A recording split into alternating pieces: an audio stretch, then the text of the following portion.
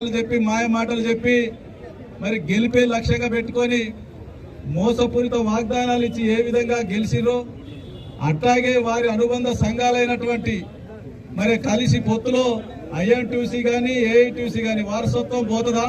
అందుకని వారు కూడా ఆ విధమైనటువంటి హామీలు ఇచ్చి హామీలు నెరవేర్చక కేవలం వారి స్వప్రయోజనాల కోసం మరి పైన వీళ్ళకే పరిమితమై కార్మికుల హక్కులన్నిటి కూడా కాలరాస్తూ వారి కార్మికుల ప్రయోజనాలని మరి విస్మరిస్తూ ఈరోజు వాళ్ళు జేబులు నింపాల్సినటువంటి వాటా విషయంలో అయితే అనేక అంశాల పట్ల చిత్తశుద్ధితో పోరాటం చేస్తూ మీరు అమలు చేస్తారా, లేకపోతే భవిష్యత్తులో 100కు 100% మరి బీఆర్ఎస్ పార్టీ ప్రభుత్వం రేపు గౌరవ కేసీఆర్ గారి సారథ్యంలో ఇంకొక 30 నెలల తర్వాత మళ్ళీ ఏర్పడబోతా ఉంది.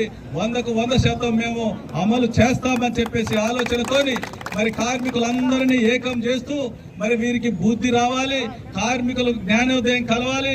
మరి అన్నం తినే దాంట్లో అన్నం పెట్టిన వాడికి సున్నం పెట్టినటువంటి విషయాన్ని కూడా మనం గమనించి 100% మళ్ళీ బీఆర్ఎస్ పార్టీ టీబీజీ కేసుకు మద్దతు తెలపాలి అన్నటువంటి ఆలోచనతోని ఇది ఒకటేసారి ఇది కాదు, ఇది కేవలం ఆరంభం మాత్రమే.